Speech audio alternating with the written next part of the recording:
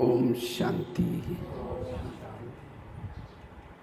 आज एक हम बहुत अच्छा विषय पर चर्चा करेंगे। हम अपनी आत्म उन्नति करने के लिए किन किन बातों की धारणा करें जो हमारी आत्म उन्नति होती रहे, क्योंकि संगम युग है आत्म उन्नति का युग। संगम युग है सीढ़ी चढ़ने का युग, क्योंकि 84 जन्म की सीढ़ी, भले भक्ति करते रहे तो भी सीढ़ी उतरते गए, भले पूजा पाठ किया तो भी सीढ़ी उतरते गए, जब तब किया तो भी सीढ़ी उतरते गए। सीढ़ी कोई भी जन्म में चढ़े नहीं। आखिर परमात्मा आकर के सीढ़ी चढ़ने का सारा नॉलेज दिया, क्योंकि वो हम करते थे मन मत पर, परमत पर, शास्त्रों के मत पर या गुरुओं के मत पर करते थे। लेकिन अब हमें जो कर रहे संगम युग में श्रीमत के आधार से कर रहे हैं। जो परमात्मा के श्रीमत के आधार से करता है उसकी सीढ़ी ऊपर चढ़ती है। क्योंकि 84 जन्म की सीढ़ी चढ़ने के लिए कितना समय लगा? कितना समय लगा? सीढ़ी उतरने के लिए लगा 5000 साल। अब उसी सीढ़ी को हमें चढ़ना है तो कितना समय है? एक जन्म, अर्थात 100 वर्ष। और 100 वर्ष में से 90 तो निकल गए। अब कितने हमारे पास? 10-12 साल है। 1937 में संगम युग पूरा हो जाएगा। तो हमारा एक एक सेकंड थोड़ा सा योग लगाया, सीढ़ी ऊपर चढ़ गए।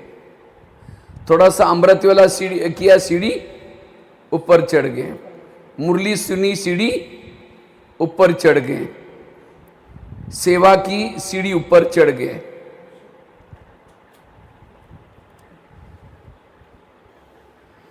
तो बात चल रही थी, थोड़ा सा हम योग लगाते हैं, सीढ़ी ऊपर चढ़ जाते हैं। अमृत वाला अच्छी करते हैं, सीढ़ी ऊपर चढ़ जाते हैं। सेवा करते हैं, सीढ़ी ऊपर चढ़ जाते हैं। और हमें आज कितना सालों से लोग सीढ़ी चढ़ रहे हैं। जो शुरू में यज्ञ में आए होंगे 90 साल पहले, जब 90 साल हुआ यज्ञ शुरुआत हुआ, वो लोग कितने आगे गए होंगे। तो हमें कितनी मेहनत करनी होगी। लेकिन कभी कभी हम क्या करते हैं, सीढ़ी तो चढ़ जाते हैं, फिर बाद में सारा दिन में परचिंतन करेंगे, श्रीमत का उल्लंघन करेंगे। जब हम परचिंतन करते, जितनी सीढ़ी चढ़ी उतना नीचे। थोड़ा सा श्रीमत का उल्लंघन किया, जितनी सीढ़ी चढ़ी उतना नीचे। यही करते रहेंगे, चढ़ते रहेंगे, उतरते रहेंगे, चढ़ते रहेंगे। और अचानक विनाश हो गया, संगम युग खत्म हो गया, तो कहाँ रहेंगे? बीच में रहेंगे, ऊपर। लास्ट तक सतयुग तक नहीं पहुंच पाएंगे। तो सतयुग तक पहुंचने के लिए मुझे अब सीढ़ी उतरने का कोई काम करना ही नहीं। हर काम ऐसा करना है जिससे मेरी सीढ़ी ऊपर चढ़ती रहे। तो इसलिए अब हमें कौन सी धारणा करें जो हमारी अपनी उन्नति, क्योंकि जो स्वयं की उन्नति करता है भविष्य में वो अनेक लोगों का मार्गदर्शक बनेगा। जो स्वयं की उन्नति करता है अनेक रोने वालों के आंखों के आंसू पोंछ सकेगा। जो स्वयं की उन्नति करता है उसका समय सफल हो जाता है, शक्तियां सफल हो जाते हैं। इसीलिए स्वयं की उन्नति के ऊपर आप ध्यान देना है। तो स्वयं की उन्नति के लिए सबसे पहली धारणा है आत्मा के स्वरूप में टिकना। जितना हम आत्मा के स्वरूप में टिकते हैं हमारी अपनी आप उन्नति होती है। रात को सोए हमारा योग लगा रहेगा, रास्ते में चल रहे हमारा योग लगा रहेगा। जितना हम आत्मिक स्वरूप में, परमात्मा अपने आप याद आता है। जब खुद को हम भूल जाते हैं, आत्मा हूं भूल जाते हैं, तो परमात्मा भी भूल जाता है। जितना आत्मा के स्वरूप में रहेंगे विकारों से हम बच जाएंगे। जितना आत्मा के स्वरूप में रहते हैं हमारे से विकर्म नहीं होते। देह भान में आने से विकर्म, सबसे बड़ा विकार कौन सा है? देह भान। इसलिए ये आत्मा का लेसन हर मुरली में रोज बाबा कहते बच्चे आत्मा समझो, दुनिया के शास्त्र इकट्ठे करो, ग्रंथ इकट्ठे करो, उसे एक पहाड़ बन जाएगा, लेकिन उसे हुआ कुछ भी नहीं। विकारों के वश होते ही गए लोग, भक्ति करते रहे, कुछ भी करते रहे, गुरु करते रहे, लाभ सारे प्रयास किया, लेकिन लोग क्या हो गए? विकारों के वश। आखिर परमात्मा आकर के क्या करता है? बच्चे तुम एक आत्मा हो। बस ये पहला लेसन बाबा ने सुनाया, विकार पर जीत प्राप्त किया। इसलिए आत्म अभिमानी बनना यही हमारी सोन्नति का मूल आधार है। दादी जानकी जी हर क्लास में क्या बोलती थी?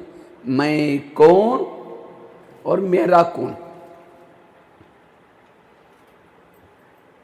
एक भाई मेरे पास आया और मुझे एक प्रश्न पूछा।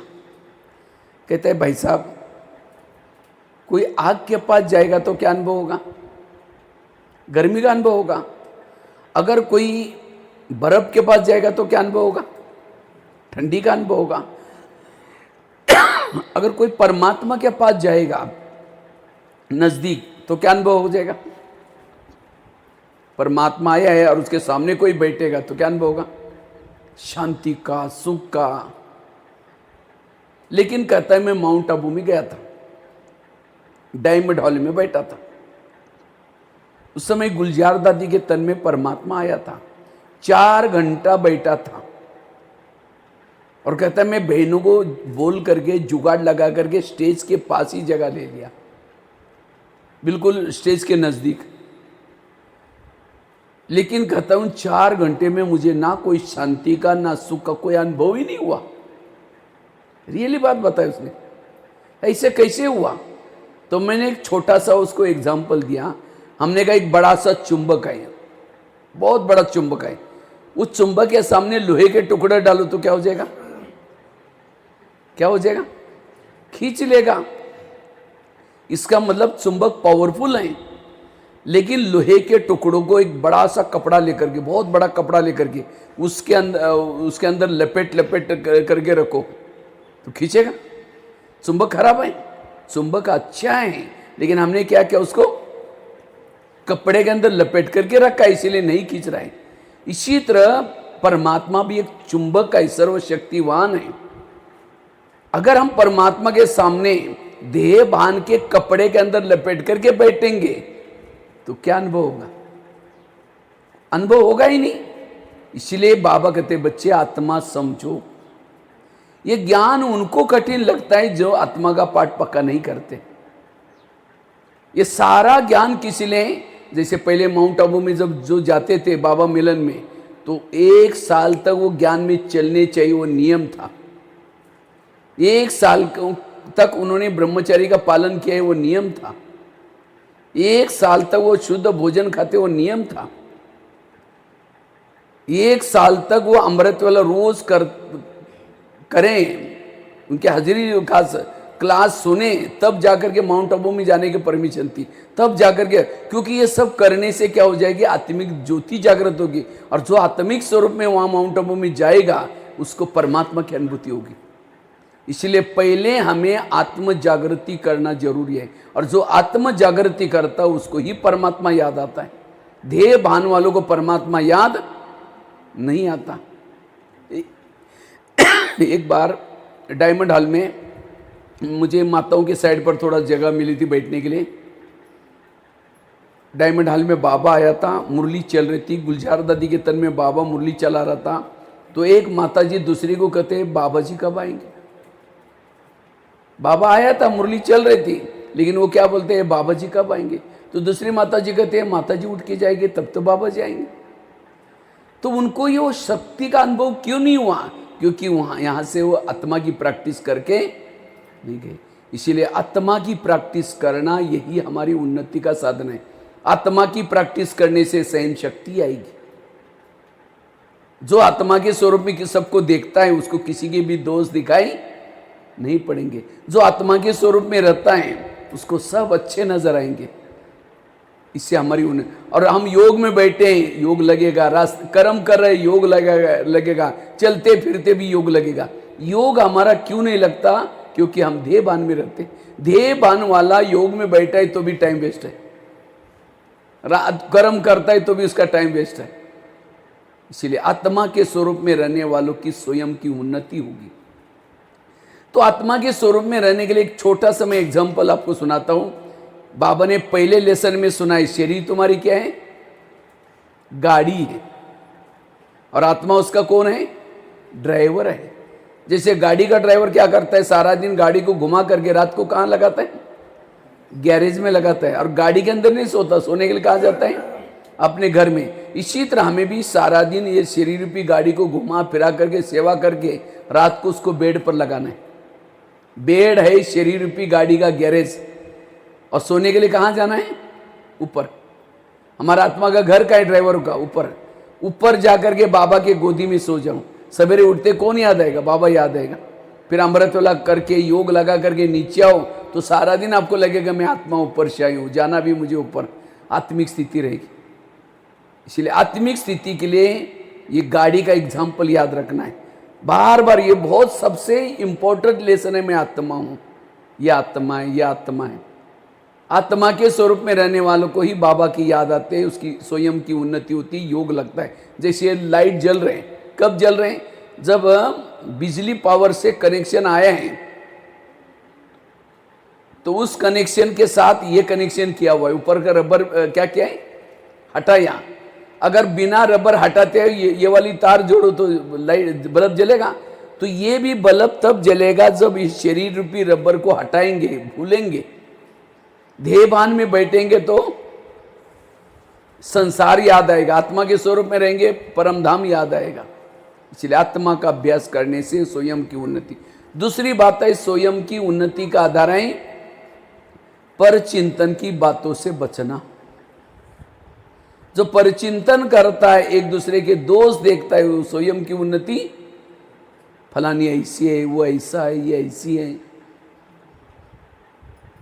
इसलिए अगर ये समय संगम युग का समय परचिंतन करने का नहीं है, किसी के दोष देखने का नहीं है। ये समय है अपना स्वयं का चिंतन करने का, परमात्मा का चिंतन करने का, अपनी कमी कमजोरी को निकालने का। क्योंकि जब हम किसी के दोष देखते हैं तो बाबा हमको प्यार नहीं करेगा। अब किसी के घर में जाओ, उनके बच्चे भी बैठे हैं, बाप भी बैठा है, बच्चों को कहेगा बच्चा ठीक नहीं, नालायक है, ऐसा है वैसा है, बच्चे की बुराई करेंगे। अब बाप को कहेंगे आप बहुत अच्छे, आप कितने अच्छे हैं। बाप कहेगा तुम पहले यहाँ से भाग जाओ, तुमने मेरे बच्चों को गिलानी की, तुम मेरे को अच्छा बोलता है। क्योंकि हर मम्मी पापा को अपने बच्चे क्या होते हैं? प्यारे होते हैं। इसी तरह सारा दिन कहेंगे मेरी भाभी ऐसे है, मेरा पति ऐसा है, मेरी सास ऐसी है, वो ऐसे है, सारा दिन बुराई करेंगे। और शाम को योग में बैठेंगे, मीठे बाबा, प्यारे बाबा, अब शांति के सागर, दया के सागर। बाबा कहेगा मैं भूल गया, मुझे याद दिला रहे, पहले तुम यहाँ से भाग जाओ। भगवान से, प्रैक्टिकल बात है ना, भगवान से प्यार करना है तो भगवान की रची हुई दुनिया का हर इंसान मुझे क्या चाहिए? प्रिय चाहिए। और कोई किसी की गलती नहीं है, क्योंकि हर एक को स्क्रिप्ट मिला हुआ है। जैसे नाटक होता है या फिल्में होती हैं, फिल्म में हर एक्टर को क्या होता है? अपने अपनी लिखत होती है। अब किसी को शराबी की लिखत है तो एक्टिंग कैसा करेगा? शराबी जैसे करेगा। अब जिसको कोई गाली देने वाला ये लिखत है तो गाली देगा। अब जिसको गाली दे रहा वो कहेगा ये आप एक्टिंग नहीं करना, वो कहेगा मैं क्या करूँ, मैं मुझे यही लिखत में मिला हुआ है। इसी तरह पति की स्क्रिप्ट अलग है, बच्चे की स्क्रिप्ट अलग है, पड़ोसनी की स्क्रिप्ट अलग है। हम कहते ये क्यों करते, मेरे साथ क्यों करते? और ये मेरा चिंतन स्वयं की उन्नति करने नहीं देगा। इसलिए स्वयं की उन्नति करनी है तो हमें क्या करना है? किसी के भी दोष नहीं देखना, पर चिंतन नहीं करना, पर चिंतन से बचना। पर चिंतन करने वालों के दिमाग में मुरली का चिंतन, ज्ञान का चिंतन नहीं रहता। वो आत्मचिंतन, परमात्मा चिंतन नहीं कर सकता। इतना ही नहीं, उसके चेहरे में खुशी नहीं होगी। पर चिंतन करने से वायुमंडल खराब हो जाता है। परचिंतन करने से जिसका परचिंतन किया उसके लिए नफरत आती है, घृणा आती है। परचिंतन करना मतलब सीढ़ी उतरना। बाबा कहते हैं परचिंतन पतन की जड़ है, सो चिंतन उन्नति की सीढ़ी। इसलिए अगर स्वयं की उन्नति करना है, ये पक्की धारणा करना है मुझे किसी का दोष, कई कहते हैं हम करते नहीं, लेकिन कोई आकर के सुनाता है तो क्या करें, क्यों सुनाता है? हम कहते हैं अच्छा और क्या हुआ, और क्या हुआ। वो उठ के भी जा रहे, कहेंगे बैठो ना, चाय पानी पी के जाओ ना, बताओ ना क्या हुआ। इसलिए इस धारणा को पक्की करना है। ये संगम युग का समय है और बहुत कम समय है। इस कम समय में मुझे अपने कमियों को निकालना है, भक्तों को दान देना है, सेवा करनी है। उसके बजाय अगर हम परचिंतन करेंगे तो स्वयं की उन्नति नहीं कर पाएंगे। एक शिष्य था, भगवान के पास गया। एक शिष्य था, भगवान के पास गया, कहता है भगवान मैं जीवन में आगे बढ़ना चाहता हूँ, मैं अपनी उन्नति करना चाहता हूँ। भगवान ने कहा ठीक है, मैं तुम्हें इसके लिए वरदान देता हूँ और साथ में 2 थैले देता हूँ। भगवान ने कहा एक थैले को तुम क्या करना, पीठ के पीछे रखना, और दूसरे थैले को कहाँ रखना, आगे रखना। और भगवान ने कहा जो पीठ के पीछे थैला है, तुम्हारे आस पास पड़ोस में जो भी लोग रहते हैं, उस सभी के अंदर जो भी बुराइयां है, दोष है, उसकी चिटकियां बना करके डालिए। उस थैले को, दूसरे की बुराई को क्या करना, अच्छी तरह बांध करके पीछे रखना। उसके बारे में सोचना नहीं, उसके बारे में देखना नहीं। और आगे वाला जो थैला है उसको क्या करना, खुला रखना। जब भी तुमको टाइम है, चिटकी आगे वाले थैले में तुम्हारी खुद के अंदर जो बुराई है, कमी कमजोरी है, उसकी चिटकियां बनाकर डालिए। लेकिन आगे वाले थैले को खुला रखना। जब भी तुमको टाइम मिलता है, हाथ डालो, चिटकी निकालो, देखो कि मेरे अंदर क्या बुराई है, उसको परिवर्तन करना।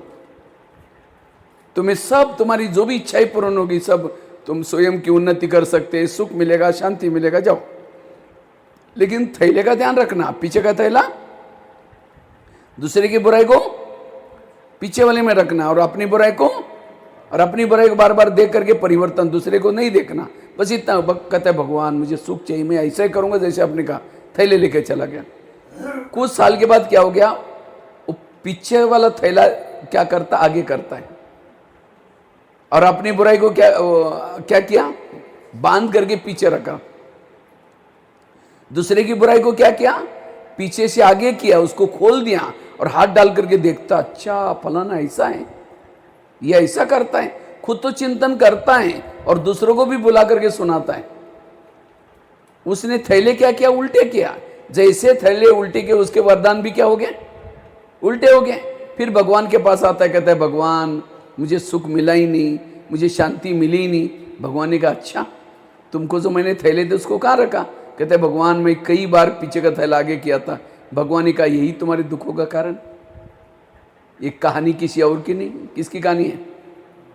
हमारी अपनी कहानी है। हम भी यहाँ आते हैं, पाठशाला में आते हैं, योग लगाते हैं। बाबा कहते हैं बाबा मुझे स्वयं की उन्नति करना है, मैं आगे बढ़ना चाहता हूँ, उन्नति बाबा ठीक कहते ठीक है बच्चे, सुख शांति सब मिलेगी तुम्हें, तुम इतना ही करना। बाबा 2 थैले देता है, दूसरे की बुराई को क्या रखो, पीछे बांध करके, और अपनी बुराई को कहाँ रखो, आगे खुला रख करके। बीच बीच में अपनी बुराई को चेकिंग करो, मेरे अंदर क्या क्या दोष है, क्या क्या बुराई है, और उसको परिवर्तन करो। और दूसरे की बुराई के बारे में सोचो नहीं, क्योंकि ये काम मेरा नहीं है। दूसरों को बदलने का ठेका किसका है? भगवान का है, मेरा ठेका। लेकिन हम बाहर जाकर के क्या करते, अपनी बुराई को पीछे रखते, ये ऐसी है, फलानी ऐसी है, वो ऐसी है। कोई उठ के भी जा रहे सुनाते सुनाते, कहते कि बैठो ना, चाय पानी पी के जाओ ना, बताओ ना क्या हुआ। और यही आज हमारे दुखों का कारण, अउन्नति का कारण। इसीलिए अगर हम अपनी उन्नति करना चाहते हैं, पर चिंतन से बचना, ये धारणा करनी है। तीसरी धारणा, पहली कौन सी बताई, कौन सी बताई? आत्मा समझने का अभ्यास। मैं आत्मा हूँ, मैं आत्मा आंखों से देखती हूँ, मैं आत्मा अजर अमर अमीनासी हूँ, मैंने आत्मा में मैं आत्मा मूल रहने वाली कहाँ की थी? परम धाम की थी, बिल्कुल बाबा के नज़दीक थी। वहाँ से धरती पर आई, सतयुग में मैंने सोने के महल में रहती थी। ये चक्र घुमाते रहो। ये चक्र क्या करना है? जितना ये चक्र घुमाते रहेंगे उन्नति होती रहेगी। और दूसरी कौन सी बताई? पर चिंतन से बचना। कोई सुनाता है उसको हाथ जोड़ो, हमको ये ऐसी बातें नहीं सुना। तीसरी बात है बाबा के श्रीमत प्रमाण चलो। जितना हम श्रीमत प्रमाण चलेंगे स्वयं की उन्नति होगी। तो श्रीमत क्या क्या है? क्या क्या है श्रीमत? अमृत वाला रोज योग करना, ये श्रीमत है। रोज बाबा की मुरली सुनना, ये क्या है? श्रीमत है। शुद्ध भोजन खाना, ये क्या है? श्रीमत। पवित्र रहना संगम युग में, ये क्या है? श्रीमत। किसी का झगमोई झगमोई परचिंतन न करना, ये क्या है? श्रीमत। जितना ये श्रीमत प्रमाण चलेंगे उतना उन्नति होगी। जब हम अपना मन मत मिक्स करते हैं, पर मत मिक्स करते हैं, जन मत मिक्स करते हैं, क्योंकि लोग इस दुनिया में घोड़े पर बैठने में नहीं देंगे, पैदल चलने में नहीं देंगे। अगर कई बार समझो आप ज्ञान में चलते हैं, लोग कहेंगे अरे कहाँ ओम शांति में फंस गए, बाहर का खाना नहीं खाते, फैशन नहीं करते, ब्रह्मचर्य का पालन करते हैं, ये कोई लाइफ है क्या? इसीलिए दुनिया में आए। अरे खाओ पियो मौज करो, ठीक है, कल से यहाँ आना बंद करो और एक सिगरेट लेकर के, पैंट पहन करके, बाल खुला करके गली में घूमो, क्या बोलेंगे? अरे ये कौन सा अवतार करके आया? कुछ पूजा पाठ करो, कुछ भक्ति करो। वो कर रहे थे तभी बोल रहे थे, ये कर रहे थे तभी बोल रहे हैं। इसीलिए कहते हैं सुनो सबकी करो, मन की नहीं श्रीमत की। मन की करने से और ही घाटा है। सुनो सबकी करो श्रीमत में। और जो श्रीमत प्रमाण चलता है उसकी उन्नति होगी। जैसे हाथी चलता है, कुत्ते भौंकते हैं, हाथी दौड़ता है क्या? वो अपने चाल से चलता। इसी तरह बोलने भूखने वाले भूखते रहेंगे, कब तक? 1 साल 2 साल अपने आप चुप रहेंगे। इसलिए श्रीमत, परमात्मा श्रीमत केवल कब देता है? संगम युग में ही देता है। और जो हर बाबा के श्रीमत को फॉलो करता है, जो श्रीमत की रक्षा करता है, भगवान उसकी रक्षा करता है।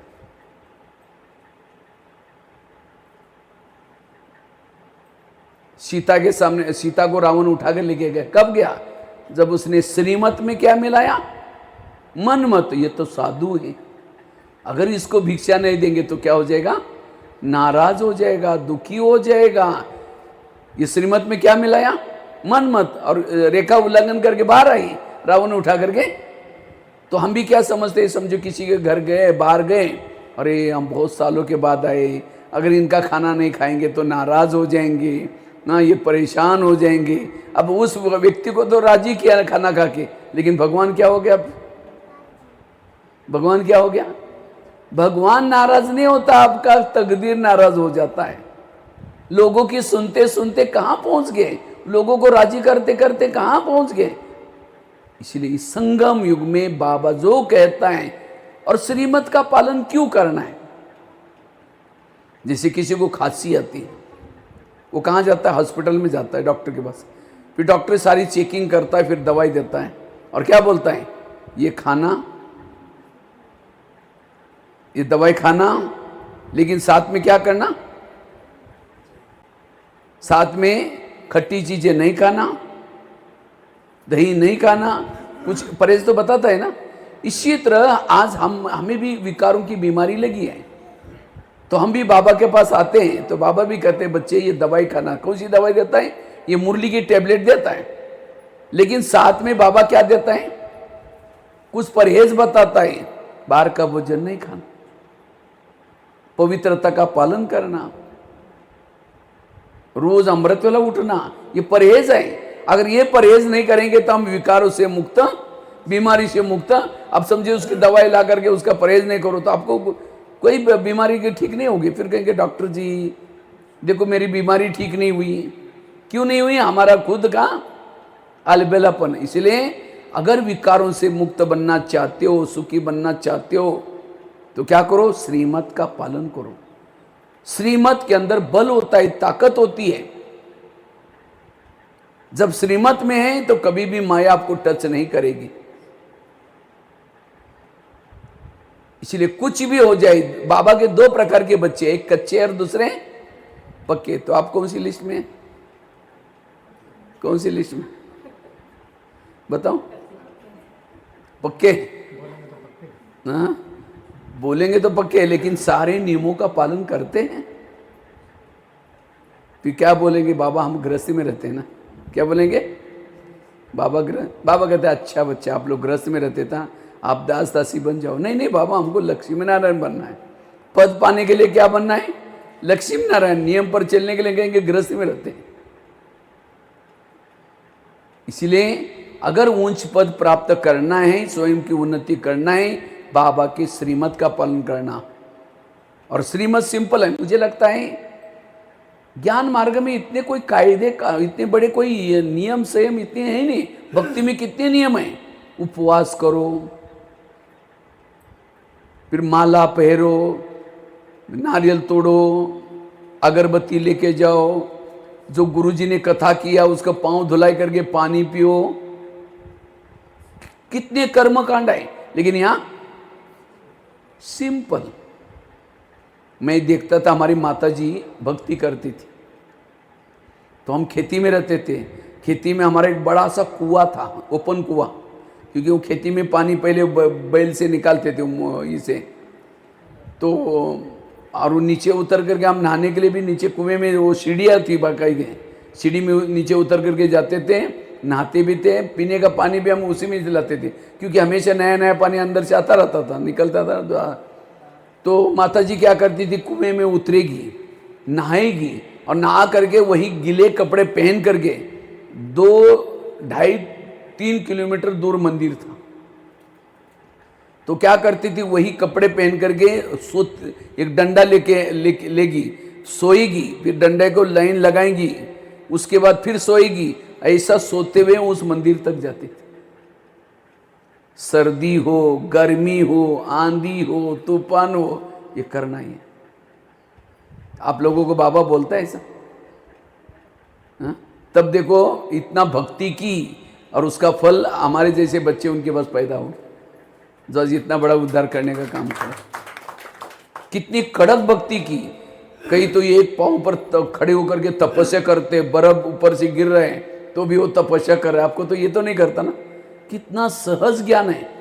एक छोटे छोटे नियम हैं, जैसे स्कूलों में भी नियम होते हैं। स्कूलों में जो अगर बच्चों को पास करना है, इतना बजे प्रेयर में आओ, होमवर्क करो, नियम तो होते हैं ना। इसीलिए हमें यूनिफॉर्म भी होता है, स्कूल का भी यूनिफॉर्म होता है। इसी तरह हमें जो बाबा ने छोटे से नियम दिए, उस नियमों का पालन करने वाला उन्नति करता है। कितनी बातें हो गई। लेकिन हम नियमों का उल्लंघन क्यों करते हैं? हमें लोक लाज आते हैं। अगर हम बैच पहनेंगे, सफेद ड्रेस पहनेंगे, तो लोग क्या कहेंगे? हमें लोक लाज नहीं करनी है, डोंट केयर भी नहीं करना, नियमों को अर्थ का अनर्थ भी नहीं करना। जितना नियमों प्रमाण चलेंगे, स्वयं की उन्नति होगी। और जो ईश्वरीय नियमों प्रमाण चलता है, उसको भगवान प्यार करता है, उसका योग लगता है।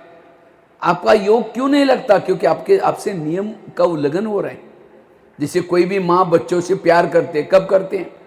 बच्चों को जल्दी उठाती है, अच्छे कपड़े पहनाती है, और कई डायरेक्शन देते हैं, देखो बेटा कपड़े के अंदर नहीं करना, पढ़ना, लड़ना नहीं, झगड़ना नहीं। बच्चा जाता है, लड़ता है, झगड़ता है, कपड़े गंदे करके शाम को आता है, और मम्मी मम्मी करके आता है। मम्मी किचन से देखेगी, मैंने तो उसको कहा वो किया नहीं करके 2 थप्पड़ लगाएगी, मैंने तुमको कितना अच्छा कहा, तुम गंदा हो क्या? वही बच्चा माँ का कहना मानता तो मम्मी प्यार करती। इसी तरह बाबा भी हमारी माँ है, सवेरे जल्दी उठाती है, फरिश्ता ड्रेस पहनाती है, और कई डायरेक्शन देते हैं, बच्चा आत्मा समझना, परचिंतन नहीं करना मेरे यहाँ। लेकिन हम बाहर जा करके सारा उल्टा करके आते हैं। जैसे बच्चे शाम को आता है, मम्मी मम्मी करता, हम भी शाम को आएंगे, बाबा बाबा करेंगे। जैसे मम्मी किचन से खिड़की से देखती है, तो इसी तरह हम भी बाबा भी ऊपर परमधाम से देखता है। मैंने जो उसको कहा करके आया, नहीं करके आते, बोले तुम चिल्लाते, मैं यहीं ठीक हूँ। फिर कहते योग में बैठते तो बाबा से प्यार ही नहीं मिलता। क्यों नहीं मिलता? क्योंकि हमने उसके श्रीमत का पालन नहीं किया। इसलिए जितना श्रीमत का पालन करेंगे योग अच्छा लगेगा, स्वयं की उन्नति होगी। और ये बाबा आपके लिए करता है ना। बाबा को आप श्रीमत प्रमाण चलेंगे तो आपको राजे मिलेगी, नहीं चलेंगे तो नहीं मिलेगी। जैसे लौकिक में भी वर्षा किसको मिलता है? जो बच्चे बाप का कहना मानते हैं उसको जमीन जायदाद सब कुछ पिताजी अपने आप दे देता है। और नहीं मानता तो कहेंगे तो मेरा मानता ही नहीं, तुम ये क्या कर देगा ही नहीं पिताजी। इसलिए श्रीमत प्रमाण चलना। कितनी बातें बताई? 3 बातें। पहली बात बताई आत्मा का अभ्यास करना। दूसरी कौन सी बताई? पर चिंतन से बचना। तीसरी बताई श्रीमत का पालन करना। चौथी बताई रोज हमें विधि से योग लगाना, विधि से योग लगाना, अमृत वेला करना। योग में भी सबसे महत्व की चीज है अमृत वेला। तो अमृत वेला कौन कौन करते हैं? कौन कौन करते हैं? हाथ खड़ा करो। अच्छा 2-4 जन करते, बाकी आज से शुरू करना। क्योंकि पानी जैसे गांव में पंचायत के तरफ से पानी आने का एक समय फिक्स होता है, समय फिक्स होता है। और उस समय निकलने के बाद आप जाकर घड़ा रख दो तो क्या हो जाएगा? मिलेगा पानी। इसी तरह परमात्मा शक्ति देने का काम करता है सवेरे 2 बजे से लेकर के 5 बजे तक। उसी समय हमें उठ करके क्या करना है? बाबा को याद करना है। इसलिए अमृत वेला करना। अमृत वेला सबसे, जो अमृत वेला करता है वो बाबा के सेफ्टी के साधन में रहता है। दोनों बच्चे क्या करना? अलग, एक इधर बैठो, एक मम्मी के पास बैठो, यहाँ बैठो, इधर आ जाओ। हाँ तुम तो वही बैठो, तुम वही बैठो, एक आ जाओ इधर, यहाँ बैठो। और इधर इधर इधर।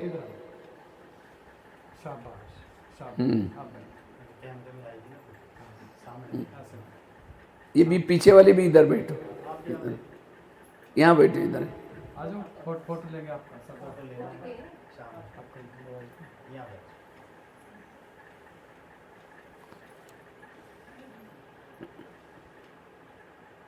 तो अमृत वेला का योग करेंगे। जो योग करता है वो स्वयं की उन्नति करता है, क्योंकि योग करने से हमें सच्चा सुख मिलता है।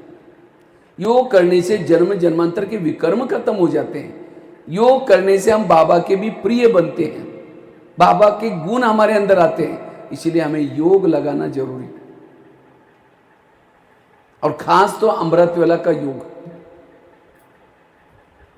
और अमृत वेला भी कैसे बैठना है? केवल उठना नहीं है। अगर आपका वीडियो बनाया जाए अमृत वेला का तो कई तो उठ करके क्या करेंगे? दीवार के सारे बैठ करके मुंह खुला है, आंखें बंद है। 2 बार मच्छर अंदर भी गया और बाहर भी आया, पता भी नहीं चला। तो अगर ऐसा योग करेंगे तो योग से शक्ति कैसी मिलेगी? इसीलिए आंखें खोल करके बैठना, विधि से बैठना, बाबा से बातें करना, यह अमृत वाला जरूरी है। और एक तो देखो, रात को सोने से पहले योग करके सोना है। क्योंकि जितने भी कुछ भूकंप हुआ है, ज्वालामुखी हुआ है, कुछ भी हुआ है, कब हुआ है? रात के समय, अमृत वेले के समय। चाहे लातूर का भूकंप, चाहे कोई भी एक्सीडेंट होते हैं, जो भी होता है रात के समय। इसलिए हमें रात को बाबा को याद करके, जैसे भोपाल में भी एक गैस कांड हुआ था कई वर्ष पहले। कब हुआ था? वो सवेरे ही हुआ था, अमृत वेले। तो रात को वहाँ भी रात को सोते समय अपना चार्ट बाबा को सुना करके, बाबा गुड नाइट करके, बाबा की याद में सो जाओ। अंतमति सो गति। सवेरे अमृत वेला करना, रात को सोने से पहले करना, नुमा शाम का करना, और मुरली के पहले। मुरली यहाँ कब चलती है आपके यहाँ? हाँ, वहीं आते हैं सभी या यहाँ भी चलती है? हाँ, यहाँ भी चलते हैं या नहीं? तो मुरली के पहले भी आधा घंटा क्या करना है? हमें योग करना है।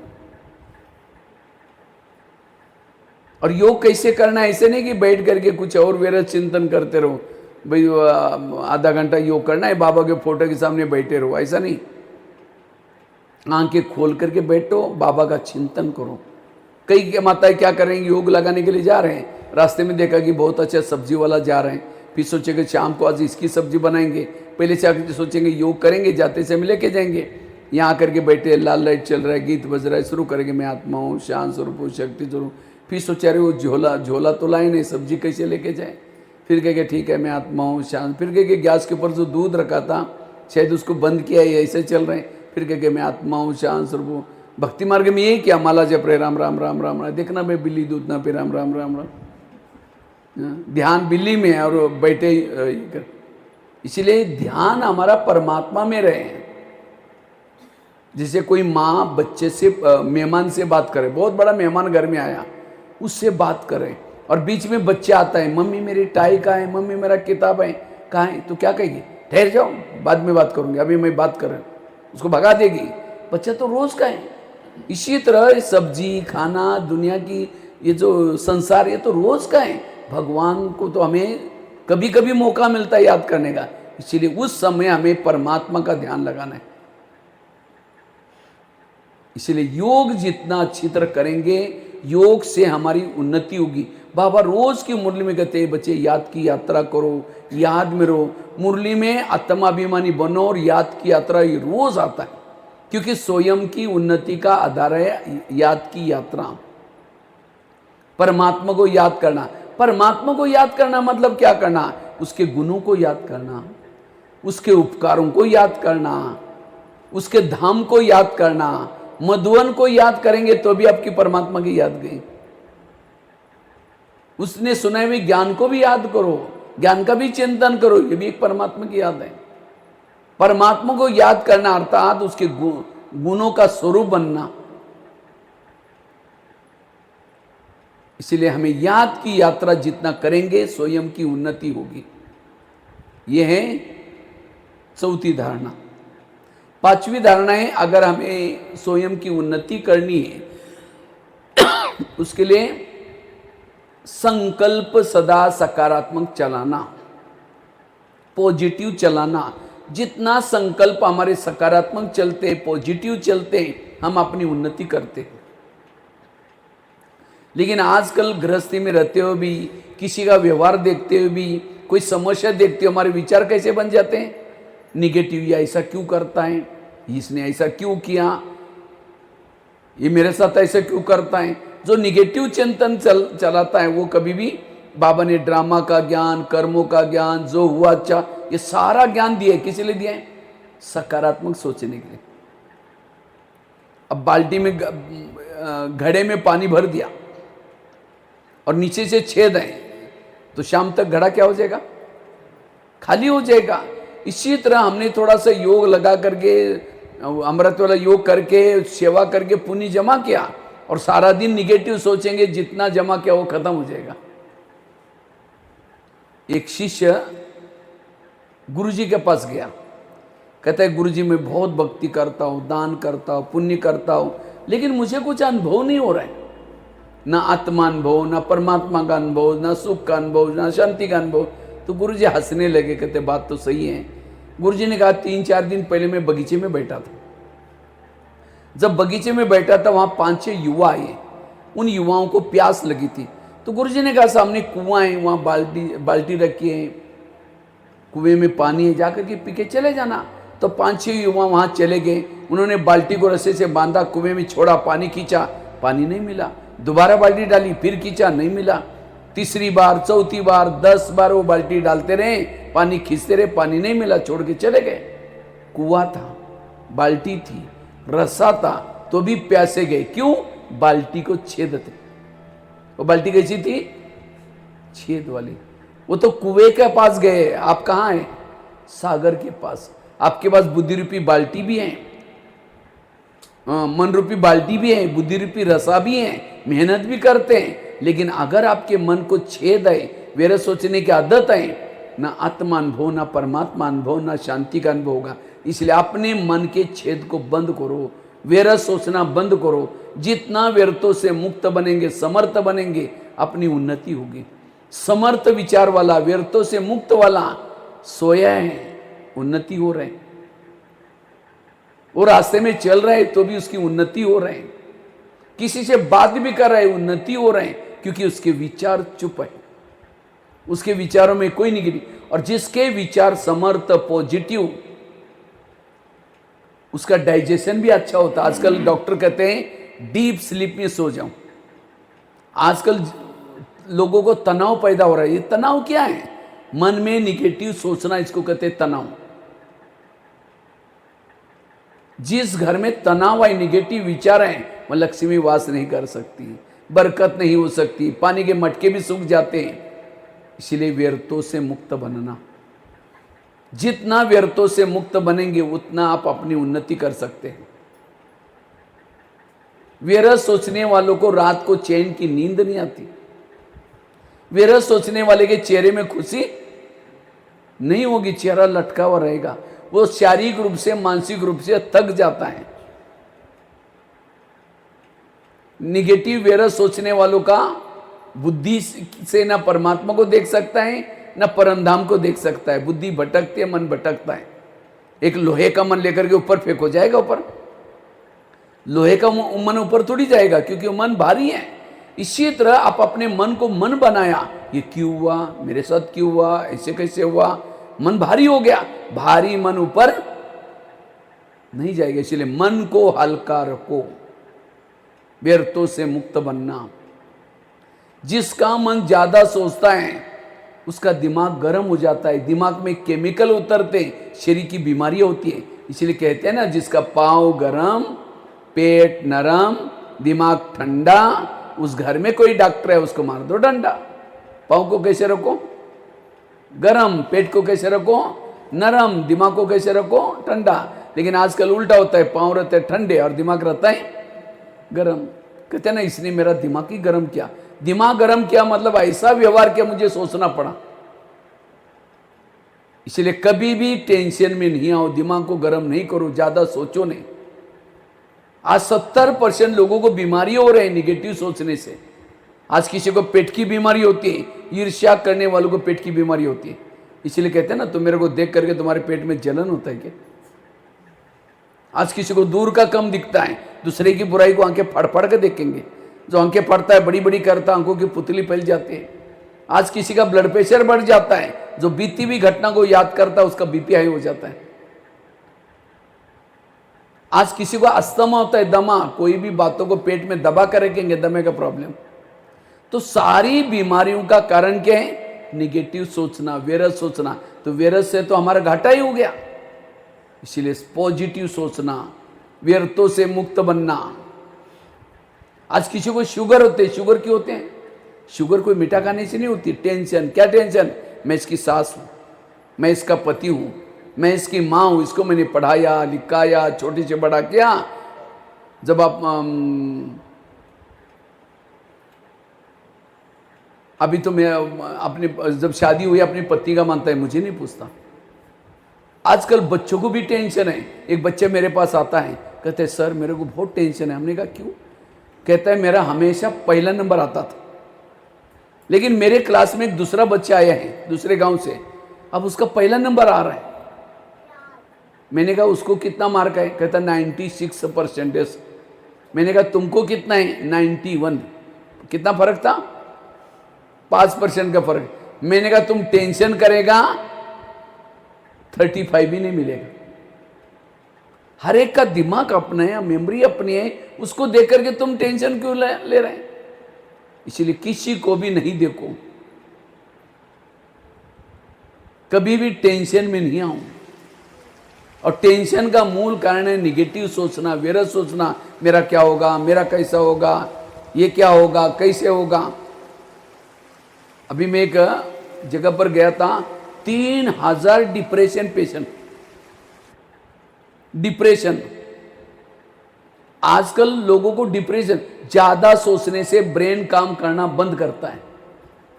अब जिसका ब्रेन काम ही नहीं करेगा आज किसी को नौकरी से निकाल, मैं पूछा भाई इनको डिप्रेशन क्यों हो गया, कहा कि इसको नौकरी से निकाल दिया। अरे कोई बात नहीं, निकाला तो कुछ और करो, इसको क्यों किसी ने उसका अपमान किया। एक बच्चा था, उसको पूछा तुमको क्या डिप्रेशन है, कहता है मैं दोस्तों के पास जाता हूं और दोस्तों के पास अच्छी अच्छी बाइक है, अच्छे अच्छे मोबाइल है, और मेरे पास नहीं है, तो उसको देख करके वो डिप्रेशन में चला गया। ये है दूसरे की बातें। और आजकल तो बहुत, एक बच्चे को तो कहाँ कहाँ घुमा के लाया माँ बाप ने, बहुत खर्चा हुआ, वो बिल्कुल डिप्रेशन में चला गया, दिमाग काम करना ही बंद हो गया। इसलिए कभी भी ज्यादा सोचो नहीं। पेट को चाहिए क्या, 2 ही रोटी चाहिए, भगवान आपको भूखा मरने नहीं देगा। इसलिए टेंशन फ्री जीवन जियो, और टेंशन का मूल कारण है व्यर्थ सोचना, निगेटिव सोचना। इसलिए अगर अपनी बीमारियों से बचना है, स्वस्थ रहना है, सुखी रहना है, जो निगेटिव है वो दुखी है, उसका मानसिक स्वास्थ्य बिगड़ा है, जिसका मानसिक स्वास्थ्य बिगड़ा उसका शरीर का स्वास्थ्य भी बिगड़ गया। इसलिए व्यर्थों से बचे रहूं। आज कभी कभी हमारे जीवन में व्यर्थ क्यों आता है, कई कहते हैं मैं इसके रास्ते में कभी जाती नहीं, मैंने इसका बुरा कुछ किया नहीं, फिर भी मेरे साथ ऐसी क्यों करते हैं। टाली कभी एक हाथ से नहीं बचती, टाली के लिए कितना चाहिए। अगर कोई व्यक्ति आपके साथ उल्टा सुल्टा करता है, आपने भी कभी किया था, आपके घर के जितने भी फैमिली मेंबर हैं, कोई आपको देने के लिए, कोई आपसे, और जिन्होंने इस लेने देने को समझा, उसको कभी भी तनाव टेंशन नहीं आएगा। इसलिए व्यर्थों से बचना, कभी भी निगेटिव नहीं सोचना। निगेटिव सोचने वाला अपनी उन्नति नहीं कर सकता। वो योग में बैठा है तो भी उसका योग नहीं लगेगा व्यर्थ वालों का। समझो किसी ने अपमान किया और वो योग में बैठेगा, शुरू करेगा मैं आत्मा हूं, शांत स्वरूप से, फिर कहेगा मेरे को उन्होंने क्यों बोला, फिर कहेगा ठीक है कोई बात नहीं मैं आत्मा हूं शांत, फिर कहेगा 15 दिन पहले भी तो बोला था, फिर कहेगा ठीक है मैं आत्मा हूं शांत स्वरूप, फिर कहेगा सबके बीच भी क्यों बोला। कहां योग लगेगा, उसके पास सहन शक्ति नहीं होगी। इसलिए वर्तमान समय में अपने संकल्पों को कम चलाना, संकल्पों को पॉजिटिव चलाना, व्यर्थों से बचना। कितनी बातें हो गई, 5। दोबारा रिपीट करता हूं, अगर हमें स्वयं की उन्नति करनी है, पहली बात बताई आत्मा का अभ्यास करना है, मैं आत्मा हूं ये पक्का करना है। दूसरा बताया पर चिंतन से बचना, थैले वाली कहानी बताई। तीसरी कौन सी बताई, श्रीमत का पालन करना। और श्रीमत तो पता है ना आपको, श्रीमत कहाँ मिलता है, कोई दुकान में मिलता है श्रीमत, कहाँ मिलता है, मुरली में। जितना मुरली ध्यान से सुनेंगे, एक एक मुरली का विचार, एक एक सेंटेंस श्रीमत है। श्री श्री श्री परमात्मा ने दिया हुआ वचन है। और जो ये श्रीमत प्रमाण चलता है वो खुद भी क्या बन जाता है, श्री श्री बन जाता है, पूज्य बन जाता है। आज बाबा ने कहा पूज्य बाप तुम्हें क्या बनाने के लिए आया, पूज्य बनाने के लिए आया है।